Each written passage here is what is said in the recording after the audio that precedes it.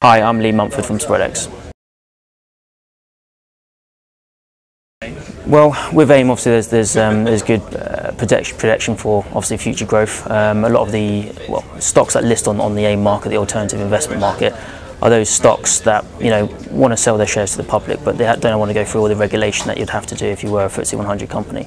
So obviously, with AIM stocks, there's potential growth there for obviously a lot of investors. The only problem is they obviously can be very illiquid. Not a lot of people like trading them. They're not open up to all the big pension funds, so they obviously can't buy shares in the actual individual stocks. So they are open to sort of retail punters through through spread betting. Obviously, with us here, we're quite flexible in terms of what we offer, and we can quote the majority of AIM listed stocks.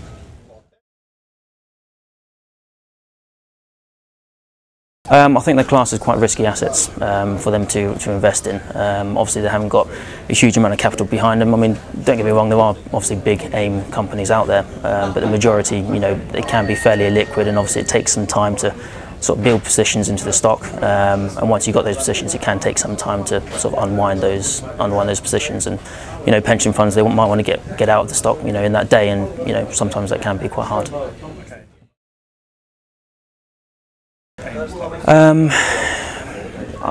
Possibly, yes. I mean, the regulation behind AIM stocks isn't as great as obviously what you find in the FTSE, top 350 shares. So transparency could potentially be an issue, although they're still governed by the FSA. So, they should be obviously providing the truth out there.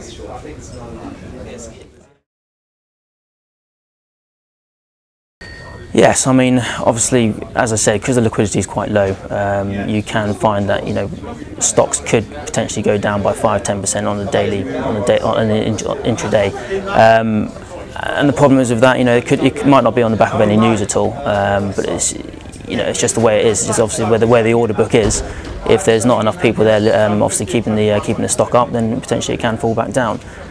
So that is one of the risks. And again, drawing back to the liquidity issue, if you build a position up in an AIM stock over the next few weeks, trying to get out of it in a day could potentially be difficult.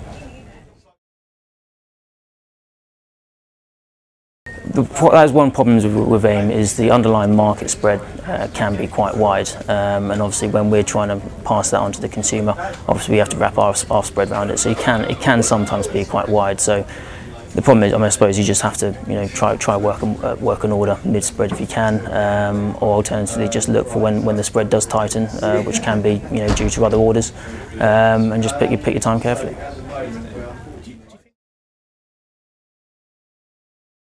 Yeah, I mean, it's certainly possible. I mean, obviously you see every week you see a share which is obviously doubled in price, especially with mining stocks. They find some oil in some field that they're discovering at the moment, and suddenly their shares can spike up 50%. So if you're on the right side of these AIM stocks, then potentially there is great potential in them. But then on the downside, there is that aspect with again, mining stocks, if they hit a dry well, you can see their share price halve. But on the downside, if you're buying shares at sort of 2–3 pence, obviously depending on your size, then you always know what would happen if they go to zero. So you can always budget in how much potential you are risking.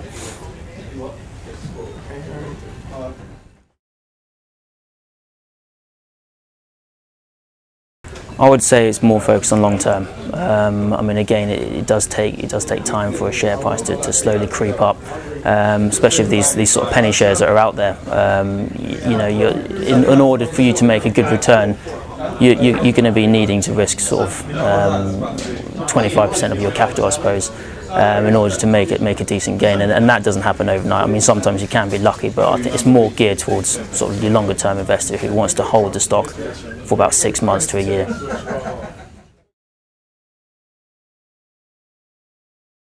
Discipline is obviously important in any method of investing. So I suppose any more so in AIM, potentially it could be, again, going back to the liquidity issue. If shares can easily come 5–10% low in the day, which could be due to no news whatsoever. So obviously you need to make sure what you're willing to risk, and obviously what stop losses you're potentially going to be working to try and get out of your position.